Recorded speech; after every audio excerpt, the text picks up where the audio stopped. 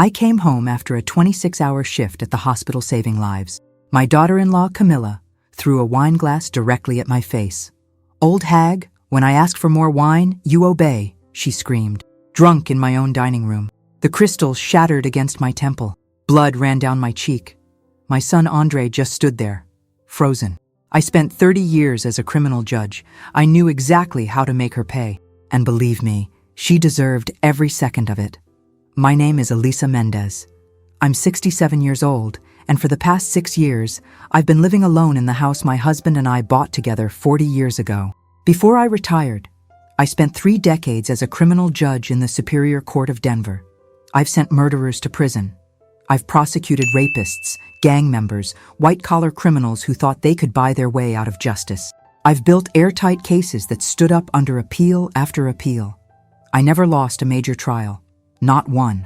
My conviction rate was 93%, the highest in the district. My colleagues used to call me the Iron Judge, not because I was cruel, but because I was fair, relentlessly, exhaustingly fair. I followed the law to the letter. I gave defendants every opportunity to present their case, and when the evidence showed guilt beyond a reasonable doubt, I had no hesitation in handing down the maximum sentence allowed by law. My husband Marcus died from pancreatic cancer 6 years ago. We were married for 38 years. He was a civil engineer, brilliant with numbers and structures, patient with people in a way I never quite managed to be.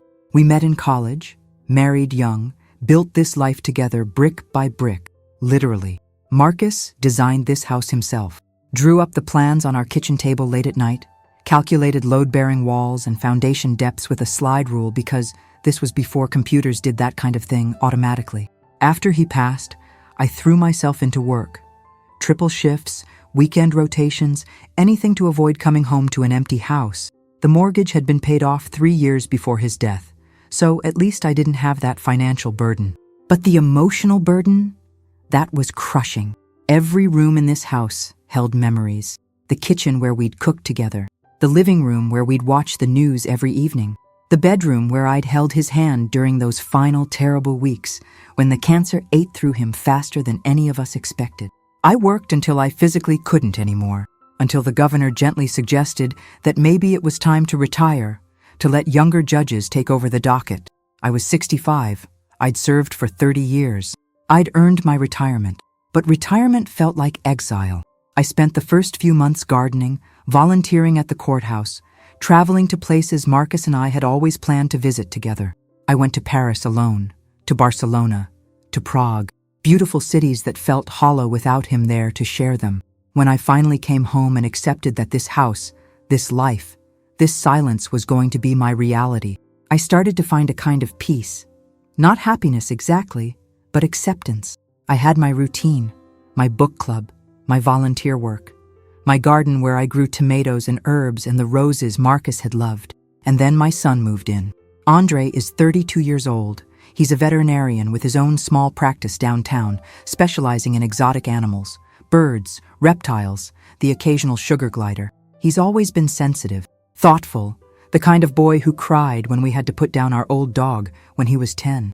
When Marcus died, Andre was the one who sat with me through the long nights, who handled the funeral arrangements, who made sure I ate and slept and didn't completely fall apart. I raised him alone after Marcus died, and I like to think I did a decent job.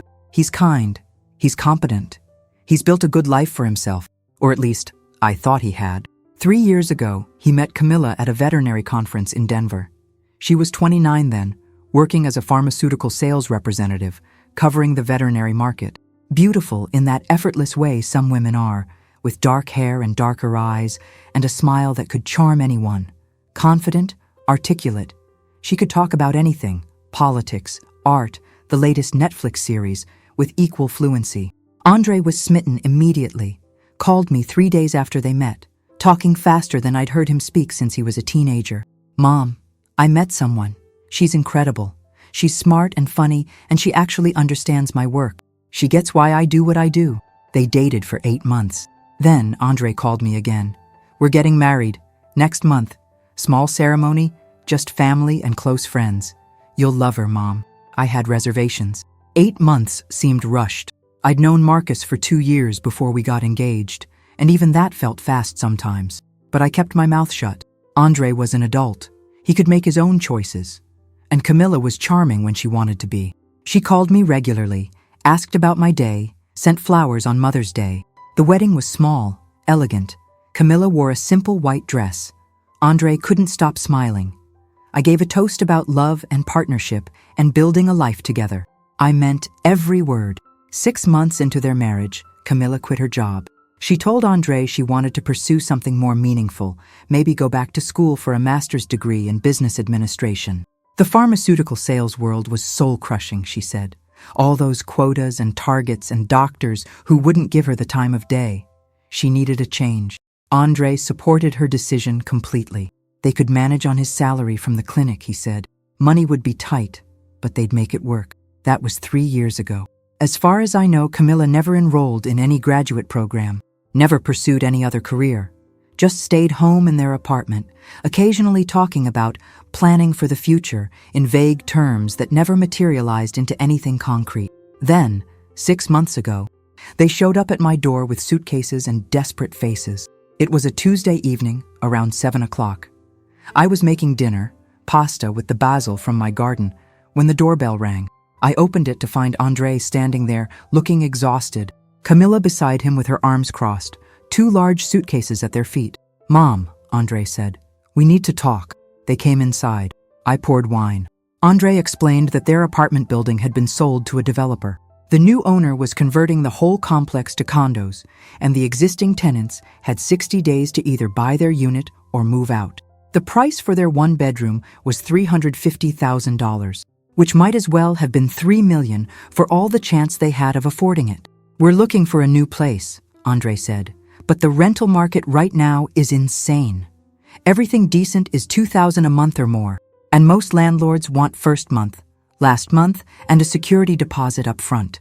That's $6,000 we don't have. We just need a few months," Camilla added, her voice sweetly reasonable. 3 months? Maybe 4, just until we find something affordable and save up the deposit. We wouldn't ask if we had any other option. I looked at my son, really looked at him. He'd lost weight. There were dark circles under his eyes. His shoulders were hunched in a way that made him look smaller than he was. "Of course you can stay here," I said. "Stay as long as you need." The relief on Andre's face was palpable. Camilla smiled, but it didn't quite reach her eyes. That was 6 months ago. They're still here. For the first month, things were fine. Camilla and Andre kept to themselves mostly, stayed in the guest bedroom, cleaned up after themselves. Camilla even cooked dinner a few times. Elaborate meals with ingredients I'd never heard of, dishes that took hours to prepare and tasted sophisticated in a way that made my simple pasta seem provincial. But gradually, things changed. Small things at first. Camilla started leaving her dishes in the sink, expecting me to wash them. She'd use my expensive shampoo and face cream without asking. She'd come home late, usually after drinking with friends, and make noise stumbling up the stairs while I was trying to sleep. When I mentioned any of this to Andre, he'd sigh and say, "She's just stressed, Mom. The housing market is brutal right now. We're trying to save money, but everything's so expensive. Just give her some time to adjust." Adjust to what? To living rent-free in my house? To treating me like hired help? But I bit my tongue. I told myself it was temporary. They'd save up money, find a place, move out. I could endure a few months of minor disrespect if it meant helping my son get back on his feet. The rent they paid me? $0, not a penny in 6 months. The utility bills they contributed to? Nothing. Groceries? I bought everything. Gas, water, electricity, internet, all of it on my dime while they supposedly saved for their own place. I never asked them for money directly. Maybe I should have. But every time I thought about bringing it up, I remembered Andre at 11 years old, lying in a hospital bed fighting for breath, and I couldn't make myself do it. When Andre was 11, he had a severe asthma attack during soccer practice. I got the call while I was in the middle of prosecuting a domestic violence case. The bailiff handed me a note. "Your son is in the ER. Come now." I left immediately, of course. Drove 90 miles an hour to the hospital. Ran through the emergency room doors to find a nurse who could tell me where my son was. When I finally found him, he was on oxygen. His lips tinged blue. His small chest heaving with the effort of each breath. The doctors stabilized him, but the pediatric pulmonologist delivered grim news. Andre's asthma was far worse than we'd realized. The years of minor attacks we'd managed with inhalers and nebulizers had actually been masking progressive damage to his airways. He needed surgery, a complex procedure to remove damaged tissue and reconstruct part of his airway. Without it, the doctor warned, the next severe attack could kill him. The surgery cost $33,400. Our insurance, which I thought was comprehensive, covered less than 40%. I was left staring at a bill for $20,000 that I didn't have. Marcus had only been dead for 2 years. His cancer treatment had drained our savings. Hundreds of thousands of dollars in experimental treatments that insurance wouldn't cover. Last-ditch efforts to buy him a few more months. We'd mortgaged the house to pay for it. We'd sold his car, liquidated his retirement account, borrowed from friends.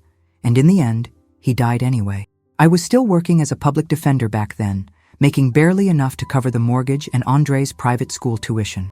I had no family to turn to. My parents had passed away years earlier, and Marcus had been an only child. His parents were gone too. So I did what I had to do. I sold my car and started taking the bus to work, a 90-minute commute each way. I took out a personal loan at a brutal interest rate, 18%, compounded monthly, the kind of loan that financial advisors tell you to avoid at all costs. And I picked up night shifts doing legal consulting for a private firm downtown, reviewing contracts and depositions until 2 or 3 in the morning, then catching 4 hours of sleep before getting Andre ready for school. I worked those night shifts for 3 years straight until the debt was paid off. 3 years of exhaustion, of falling asleep on the bus, of missing Andre's school plays and soccer games and science fairs because I was too busy working to save his life. 3 years of living on coffee and spite and the stubborn refusal to let debt collectors take my house or my son's future. I never once complained to Andre about it. He knew about the surgery. Obviously, he had the scar to prove it. But I shielded him from the financial aftermath. I wanted him to feel safe, not guilty. That was my job as his mother, to protect him, to sacrifice for him, to ensure he had a future worth living. He was my entire world. And I thought naively that he understood what I'd given up for him. Now, watching him defer to Camilla, watching him make excuses for her behavior, watching him choose her comfort over my dignity, I wondered if maybe he'd forgotten, or maybe he'd never really understood in the first place. Camilla treats me like I'm the hired help. She never calls me Elisa, never calls me Mom, even though I've told her repeatedly that she's welcome to. It's always mother-in-law said with a slight curl of her lip, or ma'am, dripping with sarcasm when she wants to be particularly cutting. She leaves her dishes in the sink for me to wash, crusty with dried food, because she can't be bothered to rinse them. She throws her clothes on the bathroom floor and acts genuinely surprised when I don't pick them up and add them to my laundry. She uses my expensive Chanel face cream, the one indulgence I allow myself, $60 for a tiny jar, and leaves the cap off so it dries out. When I mention any of this, she looks at me like I'm being unreasonable. "Oh, I didn't realize you were so particular about these things," she'll say, her tone suggesting that I'm the problem, not her complete disregard for basic courtesy. Andre never defends me. When I bring up Camilla's behavior in private, he sighs and says, "She's just stressed." "Mom, the housing market is brutal right now. She's been looking at apartments every day, but everything's either too expensive or too far from my clinic. Just give her time to adjust." I'm tired of hearing about adjustment. 6 months is more than enough time to learn basic manners. But I kept biting my tongue, kept telling myself it was temporary, kept focusing on the end goal, Andre and Camilla in their own place, me with my house and my peace back. And then came that Friday night, the night with the wine glass, the night everything changed. That Friday, I decided to make pot roast. It was one of Marcus's favorites, a recipe his mother had taught me before she passed. And I still made it sometimes when I was feeling nostalgic.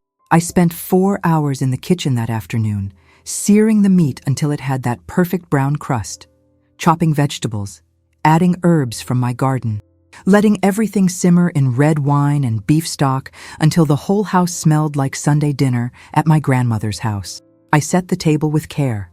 My grandmother's crystal wine glasses, the ones I'd inherited 40 years ago and only brought out for special occasions. The good china plates with the delicate blue rim that had been my mother's wedding gift to Marcus and me, cloth napkins folded into neat triangles, Fresh flowers from my garden in a vase Marcus had made in a pottery class years ago. I told myself I was doing it for Andre, to give him a taste of home, of the way things used to be when his father was alive and dinners were events, not just fuel stops between obligations. But maybe, deep down, I was trying to remind Camilla that this was my house, that these were my things, my memories, my legacy, that she was a guest here, whether she wanted to acknowledge it or not. Camilla arrived home at 7:30 that evening, already drunk. I heard her car pull into the driveway too fast, heard the crunch of gravel as she misjudged the turn and drove partially onto my lawn. She stumbled through the front door, kicked off her heels in the middle of the hallway where I'd trip over them later, and made her way into the dining room without so much as a greeting. I was standing at the stove, stirring gravy, when she appeared in the doorway. Her eyes were glassy, her movements uncoordinated. She'd been drinking for hours, I realized. This wasn't just one glass of wine with friends. This was serious intoxication. "Smells good," she slurred, then laughed at her own inability to pronounce the words clearly. "Smells real good, mother-in-law." "Thank you," I said carefully. "Dinner will be ready in about 10 minutes. She wandered to the dining room table, ran her finger along the edge of one of the crystal glasses, held it up to the light. "Fancy," she said. "All this fancy stuff for a random Friday. You trying to impress someone?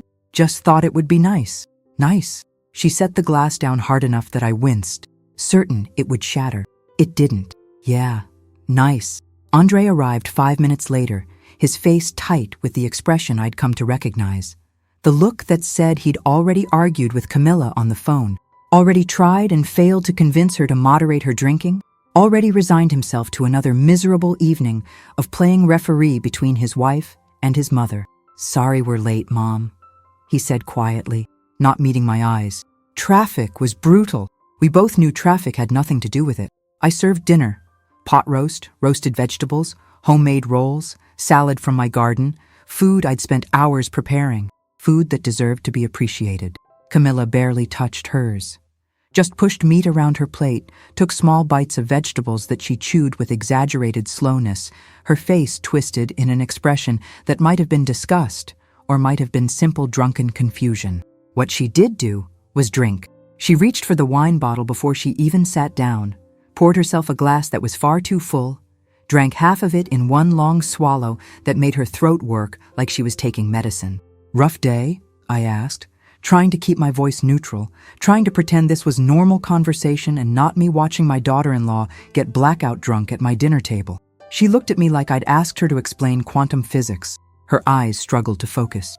"You have no idea," she said, the words slurring together. "My boss is a complete idiot.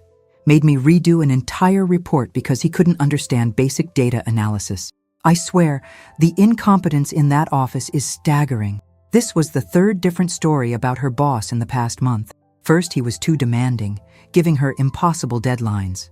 Then, he didn't give her enough responsibility, treating her like a secretary instead of a sales professional. Now he was incompetent, unable to understand her work.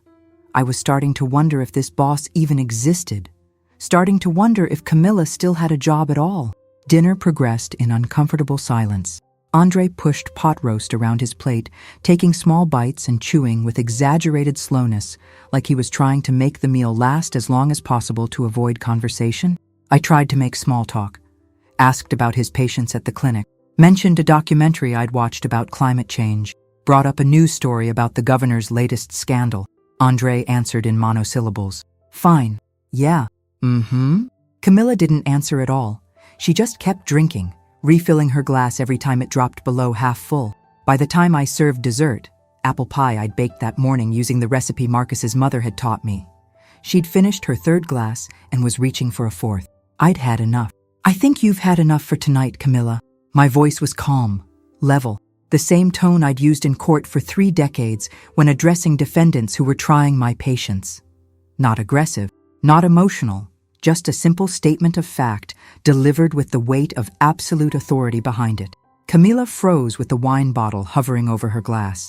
She turned her head slowly to look at me, her eyes slightly unfocused but sharpening with anger.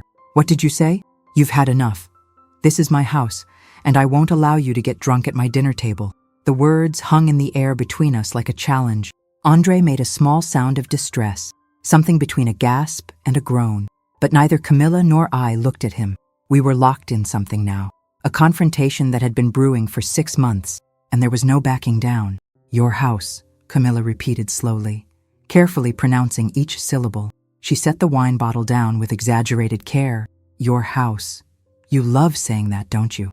Your house, your things, your rules." "It is my house," I said simply. "That's a fact, not an opinion. Just because we have to live in this old museum with you doesn't mean you can treat us like children." Camilla spat. Her face was flushed now. Whether from anger or alcohol, I couldn't tell. Probably both. "We're adults. We make our own choices." Andre finally spoke up, his voice thin and pleading. "Camilla, please." She jerked her arm away from his touch, nearly knocking over her water glass in the process. The ice cubes rattled. "No, Andre.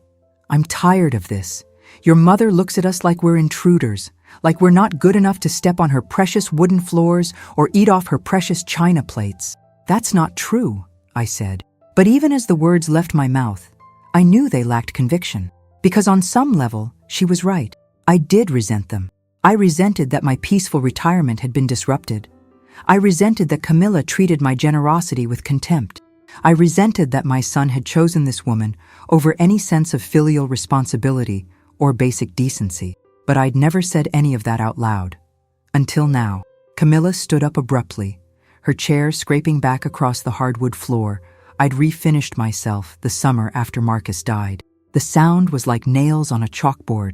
She steadied herself against the table, breathing hard, her eyes blazing with a fury that seemed disproportionate to the conversation we were actually having. "You know what your problem is?" she said, leaning forward across the table.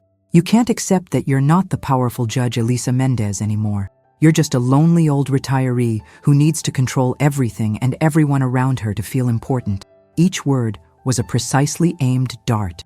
I'd spent my career reading people, understanding what made them tick, finding their weaknesses, and using them in service of justice.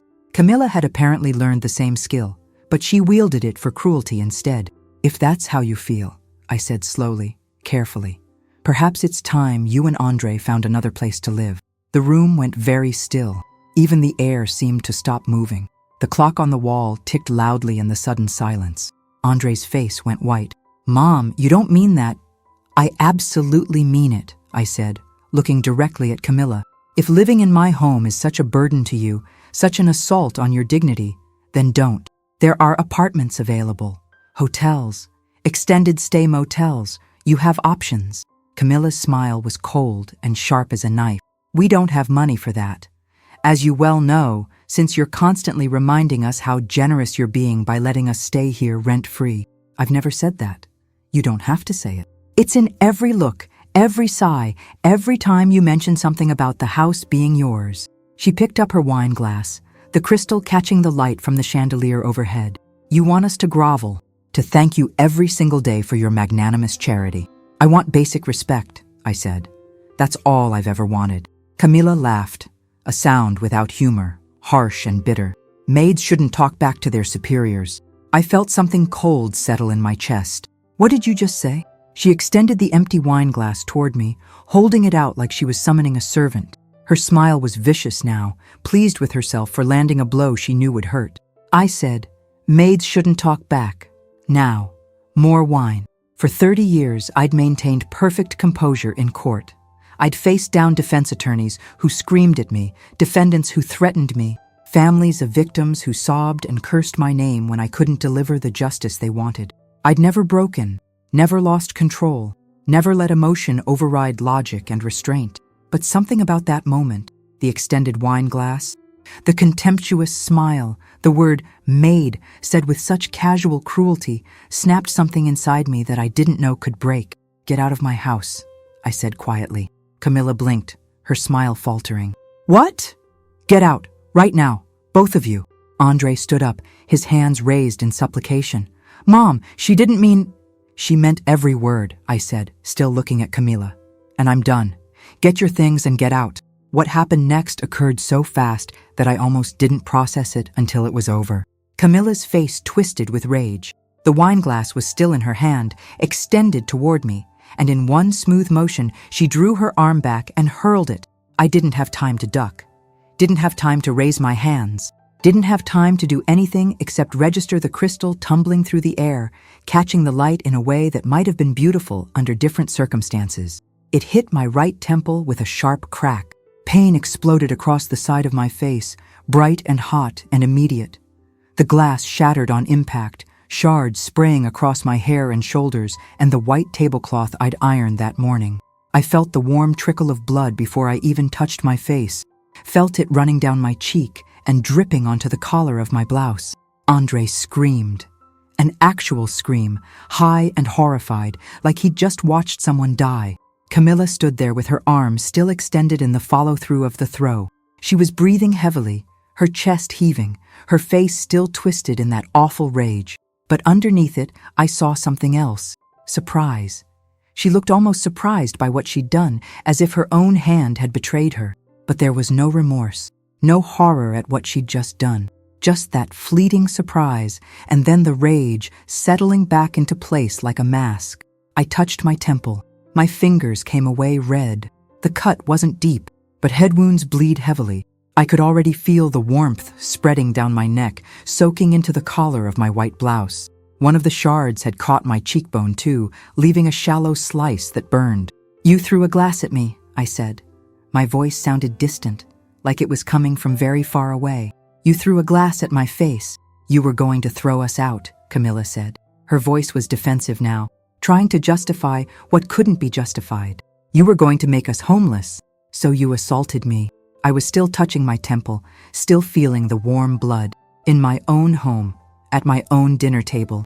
"You assaulted me." Andre was crying, actual tears streaming down his face as he stared at me, at the blood, at his wife who stood defiant and unrepentant. "Camilla, oh my God, what did you do?" "She pushed me," Camilla said, but the excuse sounded weak even to her. "She's been pushing me for months. This is her fault." I stood up slowly. The room tilted slightly, whether from shock or the head wound I couldn't tell. Blood dripped from my face onto the white tablecloth, spreading in small crimson circles that reminded me absurdly of the roses in my garden. "Andre," I said quietly, "take your wife to your room. Now." He was already moving toward me, his hands outstretched. "Mom, let me see." "Take her to your room," I repeated, "before I call the police." That got through to him. His face went even paler, if that was possible. He grabbed Camilla's arm and pulled her toward the stairs. She went without protest, though she shot me one last venomous look over her shoulder. I stood alone in the dining room, listening to their footsteps on the stairs, the slam of the bedroom door, the muffled sound of Andre's voice raised in what I assumed was an argument. Then I walked to the bathroom. The mirror showed me what I already knew. Blood on my temple, my cheek, my neck, my white blouse ruined, my grandmother's crystal scattered across the floor downstairs in pieces too small to ever repair. I cleaned the wound with steady hands. 30 years as a judge had taken me into prisons, into crime scenes, into places where violence was routine. I'd seen worse wounds than this, much worse, but I'd never had violence directed at me in my own home. The cut on my temple was about an inch long, shallow but painful. The one on my cheek was barely a scratch. Neither would need stitches, though both would bruise spectacularly by morning. As I dabbed at the blood with a clean washcloth, my mind began to work the way it had in court, organizing facts, building a case, identifying evidence and witnesses and the exact sequence of events. Camilla had assaulted me. That was undeniable. There was a witness, Andre, my own son. There was physical evidence, the wound, the blood on my clothes, the broken glass on the dining room floor. There was motive, her anger at being asked to leave, her contempt for my authority in my own home. 6 months of escalating verbal abuse. If this had been presented to me in court, I would have had no trouble prosecuting it. Battery, assault with a deadly weapon, if the prosecutor wanted to push it. Minimum sentence of several months in county jail, potentially up to a year or more, depending on the defendant's history and the judge's temperament. But this wasn't some stranger. This was my daughter-in-law, the woman my son loved, and prosecuting her would mean destroying whatever remained of my relationship with Andre. I stood there in the bathroom, holding a bloody washcloth, and tried to decide what kind of person I wanted to be. The old Elisa, The judge, the prosecutor, the woman who'd spent 3 decades making sure people faced consequences for their actions. She knew exactly what to do. Call the police, file a complaint, press charges, let the system work the way it was designed to work. But the other Elisa, the mother, the widow, the woman who'd already lost so much, she hesitated. Andre was all I had left. If I destroyed his marriage, if I sent his wife to jail, would he ever forgive me? Would I lose my son forever? I set down the washcloth and picked up my phone. My reflection in the mirror stared back at me, blood drying on my temple, bruise already forming, dark purple spreading across my cheekbone. The cut an angry red line. Camilla thought she could throw a glass at my face and get away with it. Because I was old, because I was alone, because she'd mistaken my patience for weakness. She'd forgotten who I was, what I'd spent 3 decades doing. How many people had made the mistake of underestimating Judge Elisa Mendez and learned too late that I didn't forget, didn't forgive, and never ever back down when I knew I was right. I opened my phone's camera and started taking pictures. The wound from every angle, the blood on my blouse. I walked back downstairs, still bleeding, and photographed the shattered crystal on the dining room floor, the wine bottle still on the table, the plates of uneaten food. Everything. Evidence. In 30 years as a prosecutor and judge, I'd learned that evidence was everything. Physical evidence didn't lie, didn't have faulty memory, didn't change its story under cross-examination. And I was very, very good at building a case. I need to pause here for a moment. If my story is resonating with you, if you want to see how this ends, please like this video and subscribe to this channel. I'm sharing my story because I know I'm not alone, and neither are you. Now, let me tell you what happened next. I didn't sleep that night. Couldn't sleep. Every time I closed my eyes, I saw the wine glass tumbling through the air, felt the sharp crack of crystal against bone, tasted the copper tang of blood in my mouth. At 6 o'clock in the morning, I gave up trying. I got out of bed, made coffee with hands that were steadier than they had any right to be, and sat at my kitchen table watching the sun rise through my window. The bruise had bloomed overnight, exactly as I'd predicted. Dark purple spreading from my temple across my cheekbone, the cut in the center angry and red. My neck was stiff from the tension of the night before. My head ached with a dull, persistent throb. I picked up my phone and stared at the photos I'd taken. The blood, the broken glass, the wound from multiple angles, clear, undeniable evidence of what had happened. At 6:30, I heard movement upstairs. Footsteps in the hallway. The bathroom door closing. Andre, probably, getting ready for work like it was any other Friday morning. Maybe for him it was. Maybe he'd convinced himself that what happened last night was just a bad argument that got out of hand. That his mother was overreacting. That Camilla didn't really mean it. That everything would blow over if we all just pretended it never happened. But I'd spent 3 decades in the criminal justice system. I knew exactly what happened when you let violence slide. It didn't blow over. It escalated. It became normal. The abuser learned they could get away with it, and the victim learned they deserved it. I wasn't about to become a victim in my own home. At 7 o'clock, I made the call. Denver Police Department, how may I direct your call? The operator's voice was calm and professional. I matched her tone exactly. I need to report an assault that occurred last night in my home. There was a brief pause. Are you in immediate danger, ma'am? No. The assault occurred approximately 10 hours ago. I'm calling to file a formal complaint. I'll transfer you to dispatch. Please hold. Classical music filled my ear. Mozart, I thought absently. Andre had played violin in middle school, before the asthma got bad and the physical exertion became too much. We'd listened to Mozart together while he practiced. Me sitting in the chair by the window. Him standing in the middle of the living room with that serious expression he always got when he was concentrating. Dispatch, Officer Chen speaking. I told the story in the clear, organized way I'd learned in court. Just the facts. No emotion, no editorializing. What had happened, when it had happened, who had done it, what evidence existed. Officer Chen listened without interrupting, then asked me to repeat my address. I'm sending an officer to take your statement. He should arrive within 30 minutes. Is that acceptable? Yes. And the person who assaulted you, are they still in the residence? Yes. My son and his wife are sleeping upstairs. Another pause, longer this time. I see. The officer will handle it appropriately. Please wait for his arrival and don't confront the alleged assailant. I won't. I hung up and finished my coffee. Upstairs, the water was running. Andre in the shower. Camilla still sleeping, probably. Sleeping off the wine and the rage with the oblivion of someone who believed they'd gotten away with something. She was about to learn otherwise. Officer Rodriguez showed up at 7:45. I watched him park his cruiser in my driveway, check his radio, take a moment to look at the house before approaching the door. He was young, maybe early 30s, with the kind of face that looked like it had seen enough to take things seriously, but not so much that it had become jaded. When I opened the door, his eyes went immediately to the bruise on my face. "Mrs. Mendez?" "Yes. Please, come in, officer."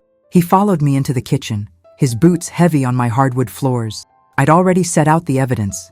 My bloody blouse folded neatly on the counter, the fragments of crystal I'd carefully collected and placed in a clear plastic bag, my phone with the photos ready to show. "Coffee?" I offered. "No, thank you, ma'am." He pulled out a notebook. "Can you walk me through what happened?" I did. Same story I'd told dispatch, with more detail this time. The dinner I'd spent hours preparing, the argument about her drinking, the extended wine glass, the word maid said with such contempt, my request that they leave. And then the throw, the impact, the blood. Officer Rodriguez took notes in neat, precise handwriting. He asked clarifying questions, time frames, exact words spoken, whether there had been previous incidents of violence. "Not violence," I said, "but verbal abuse, yes, for approximately 6 months. Increasingly aggressive behavior, disrespect, but nothing physical until last night." "Can you document any of that verbal abuse?" "No, but my son witnessed everything. He was sitting right there when she threw the glass." "And where is your son now?" "Upstairs. They're both upstairs." Officer Rodriguez glanced toward the ceiling. "I'll need to speak with them. With your permission, I'd like to take photographs of your injuries and collect the physical evidence you've preserved." "Of course." He took photos with a department-issued camera, asking me to turn my head at different angles, to look up at the ceiling so he could capture the full extent of the bruising. He bagged the bloody blouse and the broken crystal, labeling each item with careful precision, writing case numbers on the evidence bags with a Sharpie. "You're very organized," he observed. "Most people don't think to preserve evidence like this." "I was a criminal judge for 30 years, I said. "Superior Court. I know how these things work." Something shifted in his expression. Recognition, maybe. Or respect. "Judge Mendez, I thought your name was familiar. I testified in your court about 5 years ago. Robbery case, convenience store on Colfax. Did we convict?" "Yes, ma'am. Defendant got 8 years. "Then you did good work, officer." He smiled slightly, then grew serious again. "With all due respect, Judge, why didn't you call last night? Immediately after the assault?" It was the question I'd been asking myself all night. "Because the person who assaulted me is married to my son," I said simply. "And I needed time to be sure I was making this decision for the right reasons. Not out of anger or hurt feelings, but because it was the right thing to do." Officer Rodriguez nodded slowly. "And you're sure now?" "Completely." "Then I need to speak with your son and his wife. Are they awake?" I glanced at the clock. 8:15. "I assume so. Andre usually leaves for work by 8:30. Can you call him down?" I picked up my phone and texted Andre. "Police are here. Need to speak with you and Camilla. Come downstairs now." The response was immediate. "What? Now, Andre?" I heard the bedroom door open. Urgent whispers. Footsteps on the stairs, faster than usual, almost running. Andre appeared first, still in his pajamas, his hair wet from the shower. His eyes went wide when he saw the officer, then wider when he saw me. Really saw me, in daylight, with the full extent of the bruising visible. "Mom," he breathed. "Your face. It looks worse than it is," I said, which was a lie. It looked exactly as bad as it was. Camilla appeared behind him, wearing one of Andre's oversized t-shirts, her hair tangled and her face puffy with sleep. When she saw Officer Rodriguez, she stopped short.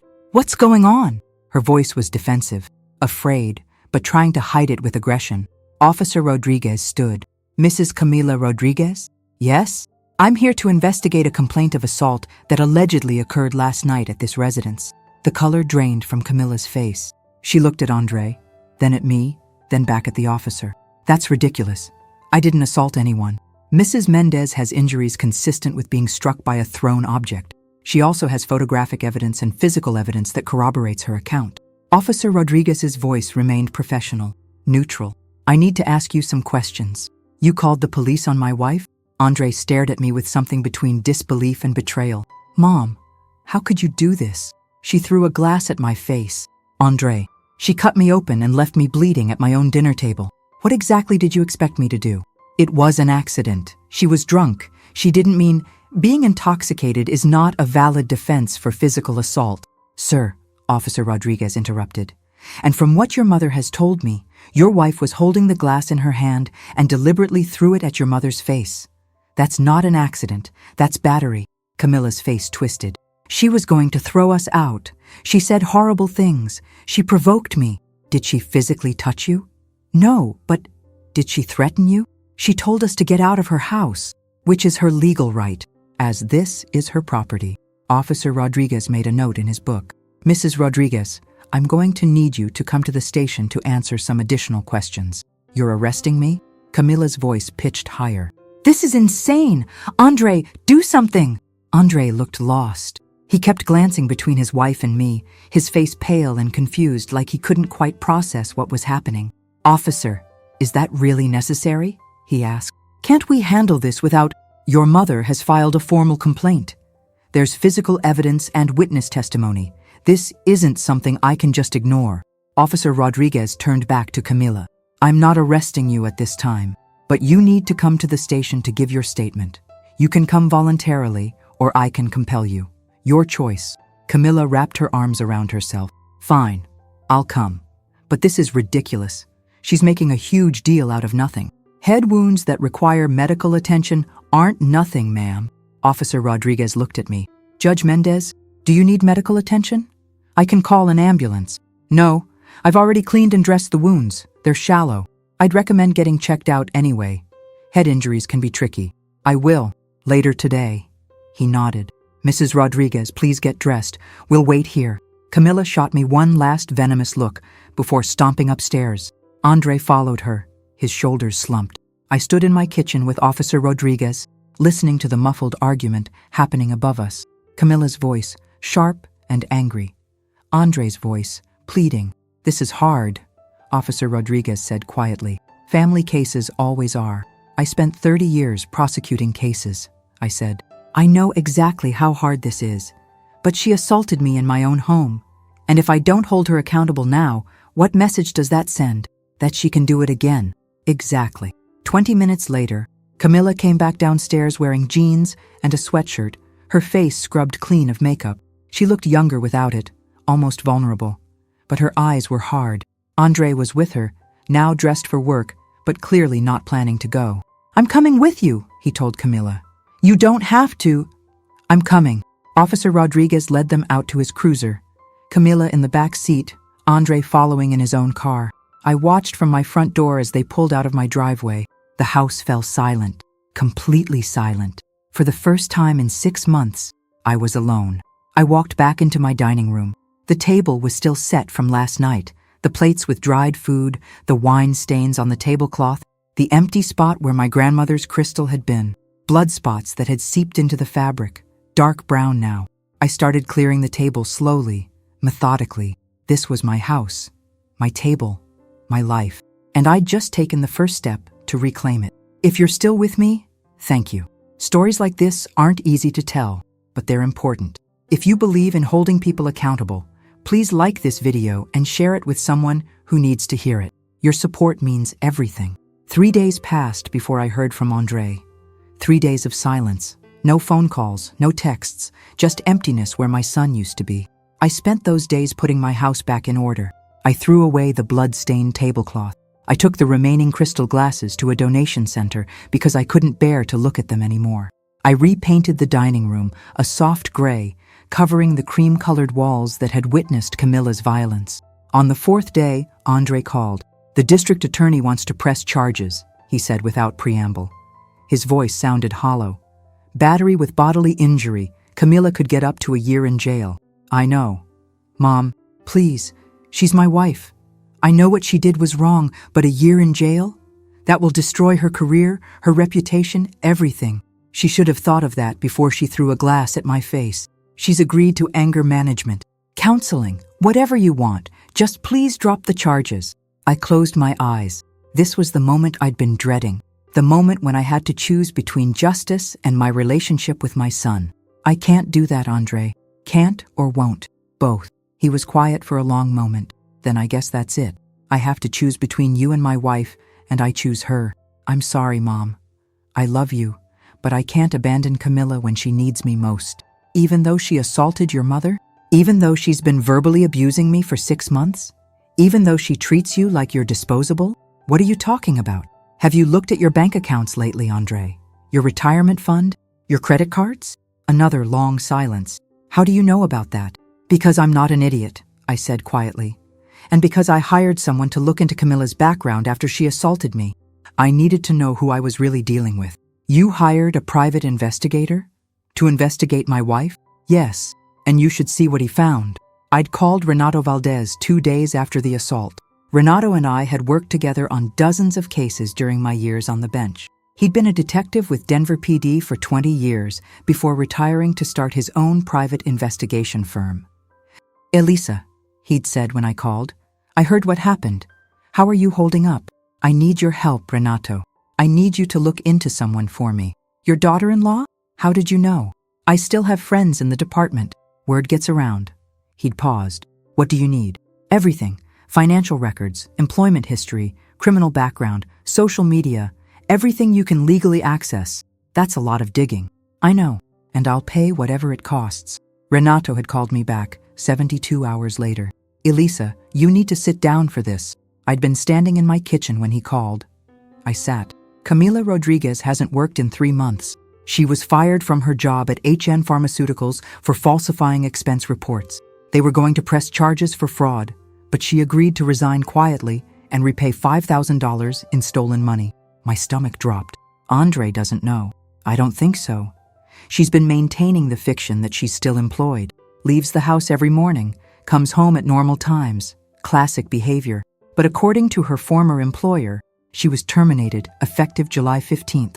That was 3 months ago, right before they'd shown up at my door claiming they needed to save money for a house. What else? I'd asked, though I wasn't sure I wanted to hear more. Credit cards. She has 5 of them, all maxed out. Total debt of $95,000. 2 of the cards are in Andre's name. He probably doesn't know about those either. Jesus, there's more. Significant withdrawals from an account in Andre's name. Looks like his retirement fund. 3 withdrawals over the past 6 months totaling $47,800. That's his entire retirement savings. Elisa, gone. I'd felt sick. How could she access his retirement account? Either she had his passwords, or she forged his signature on the withdrawal forms. Hard to say without seeing the paperwork. But this is serious financial fraud we're talking about. Is there more? Some bounced checks at local stores, a small claims judgment against her from a former landlord for unpaid rent and property damage. And Elisa, her social media is concerning. Concerning how? She has private conversations with friends about you. About inheriting your house when you die. About how she just needs to endure the old woman a few more months until their financial situation improves. Direct quotes. I'd sat there in my kitchen, phone pressed to my ear, trying to process what I was hearing. Camilla wasn't just abusive. She was systematically draining my son's finances while planning to inherit my house after I died. This wasn't a marriage. It was a long con. Renato, can you document all of this? I need a full report. Already writing it up. I'll have it to you by tomorrow. The report had arrived as promised. 73 pages of documentation, bank statements, credit reports, screenshots of social media conversations, employment termination records, everything meticulously organized and annotated. I'd read it 3 times, taking notes, highlighting key sections, preparing my case the way I'd prepared hundreds of cases in my career. And then I'd called Andre. He showed up at my door an hour after I called. He looked terrible. Dark circles under his eyes. His clothes rumpled like he'd slept in them, or not slept at all. What did you find? He asked without preamble. I handed him the report. Everything. Her employment termination, the credit card debt, the withdrawals from your retirement account, the social media conversations about inheriting my house. Andre took the report with shaking hands. He sat down at my kitchen table, the same table where this had all started, and began to read. I made coffee while he read, gave him space. watched his face shift from confusion to shock to something like grief. When he finally looked up, his eyes were red. "She told me we were saving money," he said, his voice breaking. "She said that's why we needed to live here, so we could save for a house. But she's been stealing from me?" "Yes, $95,000 in credit card debt, $47,000 from my retirement. How did I not know? Because she hid it from you. The same way she hid that she'd been fired. The same way she hid those 2 credit cards she opened in your name." Andre put his head in his hands. "I'm such an idiot." "You're not an idiot. You're a man who loved his wife and trusted her.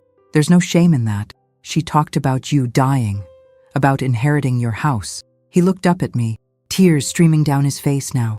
"Mom, I swear I didn't know. I would never. I know you wouldn't. This is all Camilla. Is that why she was so angry all the time? Because you being alive was inconvenient to her plan? Probably. She wanted me to be grateful that she was staying with me, not the other way around. She wanted control." Andre wiped his face with the back of his hand. "I need to see her. I need to ask her about all of this." "Andre, wait." But he was already standing, already grabbing his keys.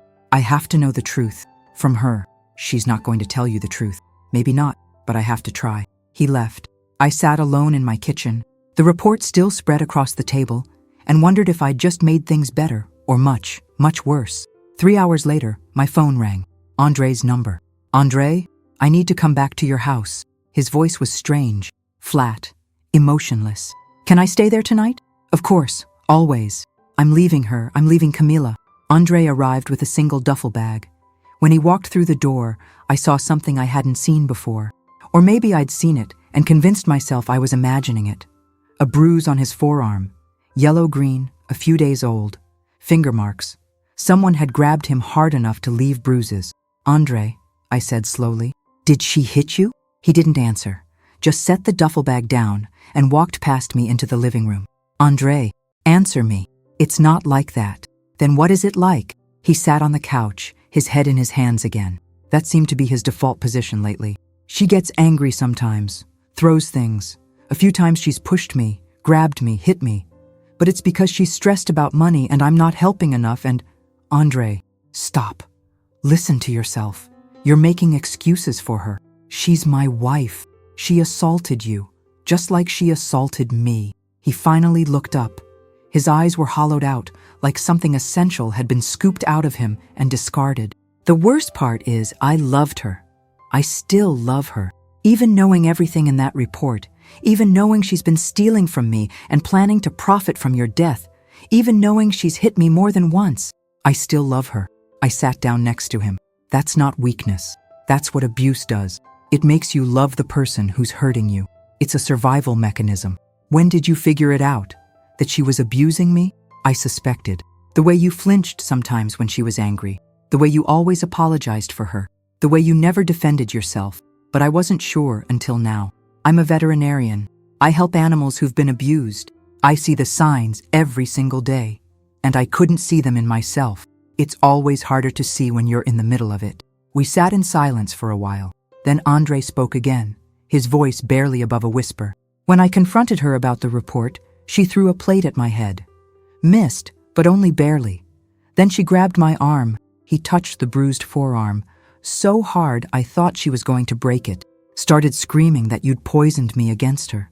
That you'd always hated her and now you'd finally succeeded in destroying our marriage." "Andre." Then she started crying, said she was sorry, said the stress was killing her and she didn't know how to cope and she needed help. Begged me to forgive her one more time. "And what did you say?" I said no. I said I was done. And then I packed a bag and left. I pulled my son into a hug. He broke down completely, sobbing into my shoulder the way he'd done when he was 11 years old and scared and in pain. "I've got you," I whispered. "You're safe now. You're safe." The criminal case against Camilla moved forward. She hired a lawyer, a slick defense attorney named Bradley Morrison, who specialized in getting domestic violence charges reduced or dismissed. He had billboards all over Denver. "Arrested? Call Morrison." His face was on bus benches and radio ads. Morrison called me 3 times asking me to drop the charges. I declined each time. "My client is willing to attend anger management, pay restitution for your medical expenses, whatever you want," he said on the 3rd call. but a criminal conviction will follow her for the rest of her life. Is that really what you want for your son's wife? Mr. Morrison, she's no longer my son's wife. He's filing for divorce. And yes, I want her to face consequences for what she did. Judge Mendez, with all due respect, you of all people should understand that people make mistakes. This was one night. One bad decision made while intoxicated. Does that really deserve to ruin her entire future? Mr. Morrison, I spent 30 years watching defense attorneys like you try to minimize their clients' actions, try to explain away violence as a mistake or a bad moment. The answer is still no. Then we'll see you in court. I look forward to it. The preliminary hearing was scheduled for 6 weeks after the assault. I showed up early, dressed in a navy suit I'd worn countless times to court when I was on the bench. But it felt different being on this side of things. Different sitting with the prosecutor instead of up at the bench looking down at everyone. The prosecutor was a young woman named Lisa Chen. She couldn't have been more than 30, probably fresh out of law school when I was still on the bench. But she was sharp, organized, and clearly took the case seriously. "We have an excellent case," she told me before we went in. "Physical evidence, witness testimony, photographic documentation. Judge Mendez, I have to say, most victims don't preserve evidence this well. You made my job easy. I know how these things work, obviously. But even knowing that, I want to be honest with you. Family cases are hard to prosecute. Juries are sympathetic to defendants who seem remorseful. And your daughter-in-law's attorney is very good at what he does. So what are you saying?" "I'm saying we might want to consider a plea agreement. Probation, anger management, restitution for your medical expenses. No jail time, but a conviction on her record. It guarantees accountability without the risk of a trial." I thought about it. Thought about Camilla sitting in a cell for a year. Thought about what that would do to her, to Andre, to whatever slim hope existed that this family might someday heal. Then I thought about the glass hitting my face, the blood, the way she'd stood there without remorse, the bruises on Andre's arm, the stolen retirement money, the social media posts about waiting for me to die. "What kind of conviction?" I asked. "Misdemeanor battery. She'd plead guilty, get 3 years supervised probation, mandatory completion of a 26-week anger management program, and a restraining order keeping her away from you for the duration of the probation. And if she violates the probation, then she goes to jail. No second chances. One violation and she serves the full year." I considered it. A conviction meant accountability. Probation meant supervision. The restraining order meant safety. Maybe that was enough. "I want something else added," I said. "Andre is filing for divorce.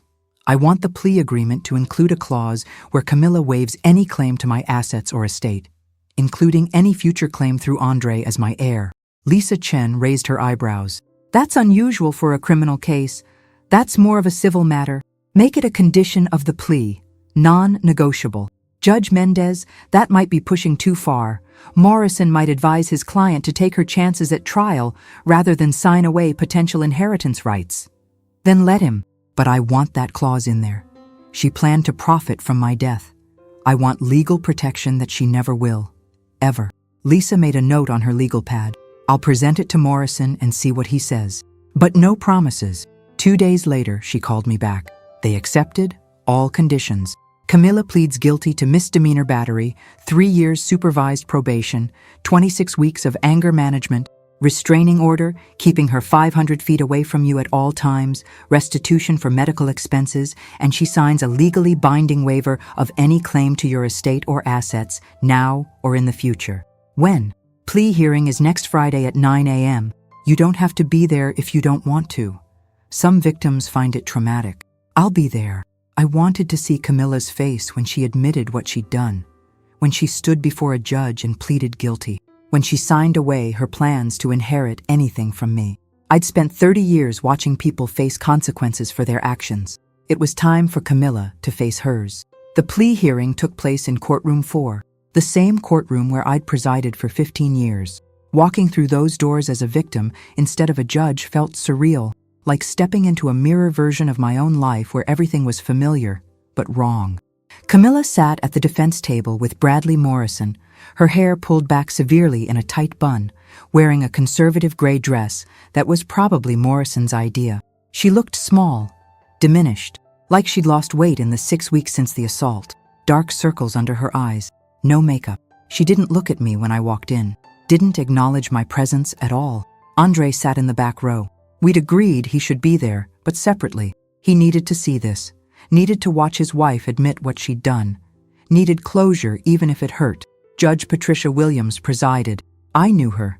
We'd been appointed to the bench in the same year, had attended the same judicial conferences for decades, had lunched together occasionally before I retired. When she saw me sitting with the prosecutor, her expression remained professional, but I saw the flicker of recognition, of understanding, of sympathy.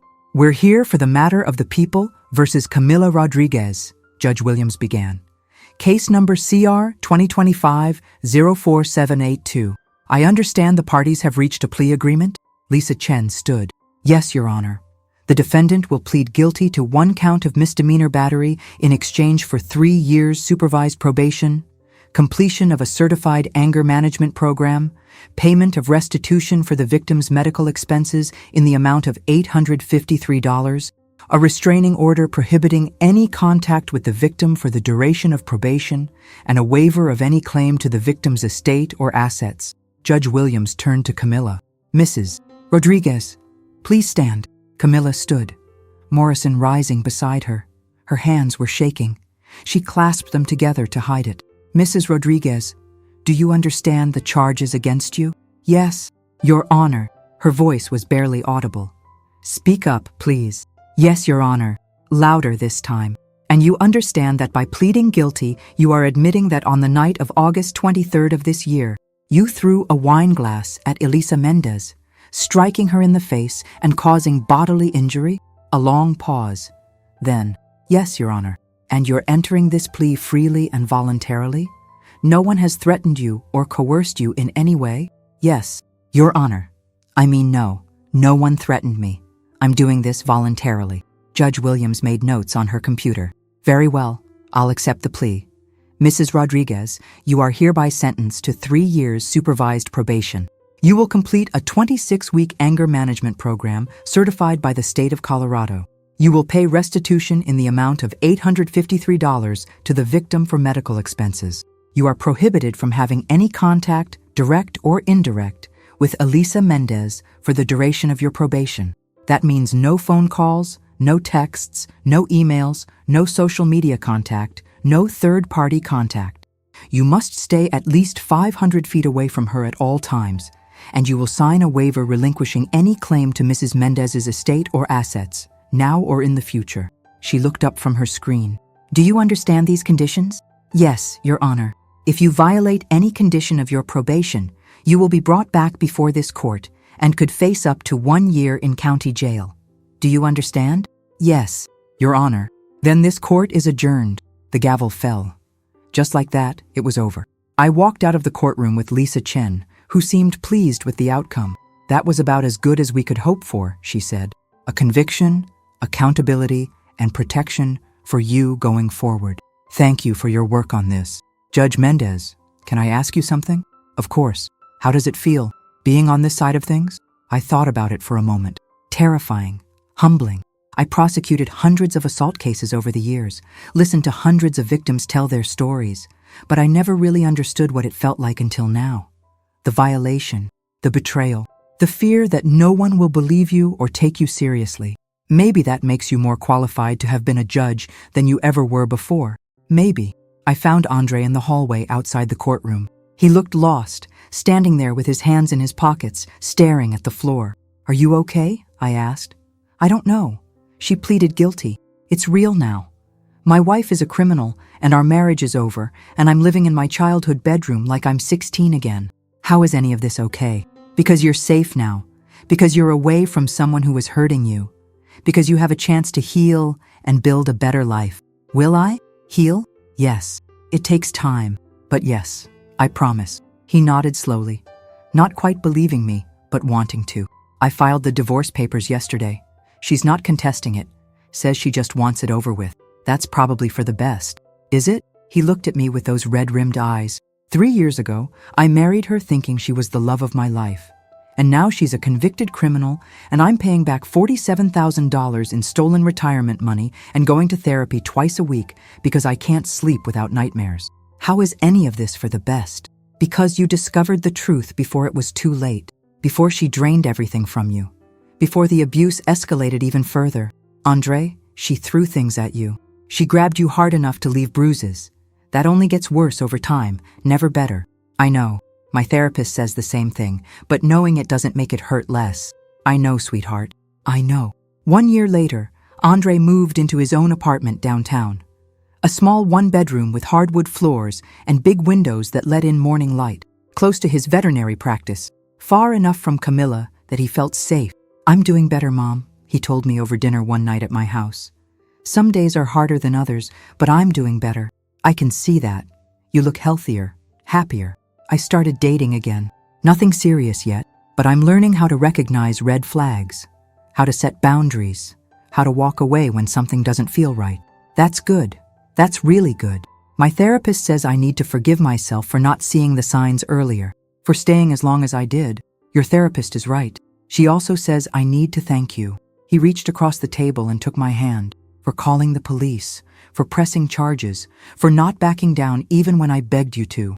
If you hadn't done that, I'd probably still be with her, still making excuses, still letting her hurt me. You don't need to thank me for that." "Yes, I do. You saved my life, Mom. Just like I saved yours when I had that surgery all those years ago. We're even now. We were always even, Andre. Maybe. But I'm grateful anyway." As for Camila, I heard through Andre's lawyer that she'd completed her anger management program and was working as a receptionist at a dental office across town. She'd moved in with her parents. The divorce was finalized 6 months after the plea hearing. Andre got everything, what little was left after she'd drained his accounts. The restraining order expires in 2 more years. I don't think I'll renew it. Not because I've forgiven her.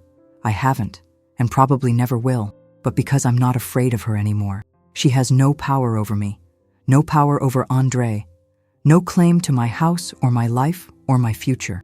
She's just a cautionary tale now, a reminder that abuse wears many faces, that financial exploitation is still exploitation, that violence doesn't always announce itself with raised fists. Sometimes it comes with a smile and a wine glass thrown across a dinner table. I'm 68 now. I volunteer at the courthouse 3 days a week, mentoring young prosecutors, teaching them how to build solid cases, how to support victims without re-traumatizing them, how to see the humanity in everyone who comes through those doors. I've joined a book club, started taking watercolor painting classes on Thursday evenings. I traveled to Portugal last spring, Italy in the fall.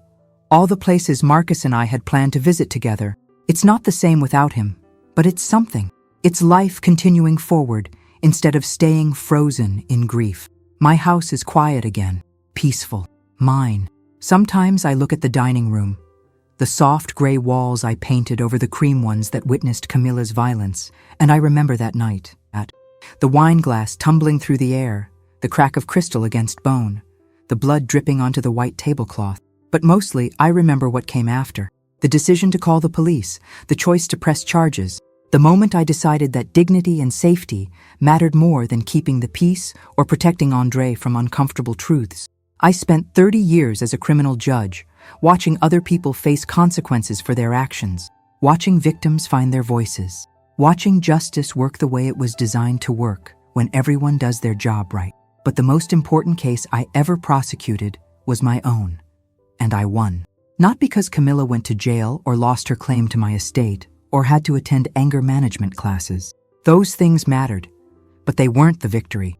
I won because I refused to be a victim in my own home, because I taught my son that love doesn't mean accepting abuse, because I proved to myself that the judge Elisa Mendez, who spent 3 decades upholding the law, was still here, still strong, still unwilling to back down when she knew she was right.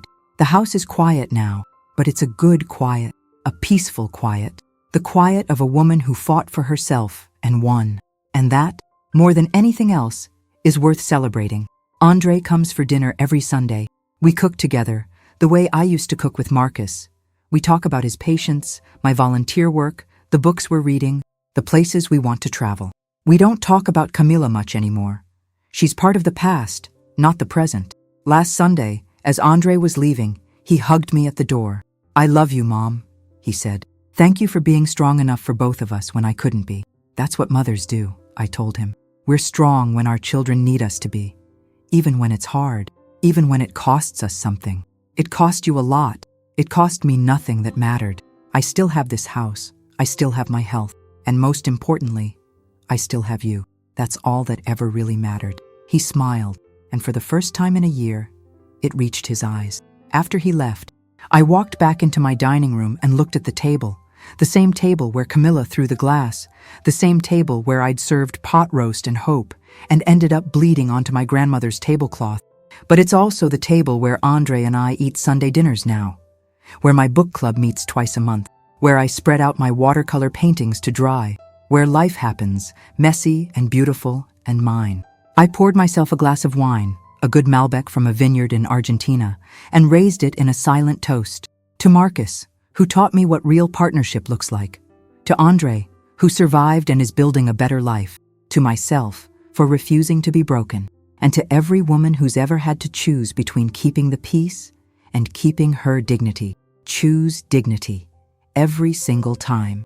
It's the only choice that lets you sleep at night in a house that truly belongs to you. The house is quiet now, but I'm not alone. I have my memories, my strength, my future. And that's more than enough. Thank you for listening to Elisa's story. If this resonated with you, I want to hear from you in the comments.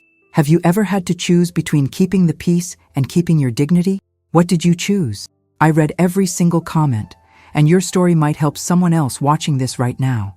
If you want to hear more stories like this, stories about strength, justice, and standing up for yourself, please subscribe and hit the bell icon so you never miss a video.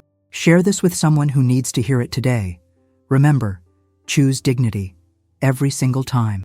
See you in the next story.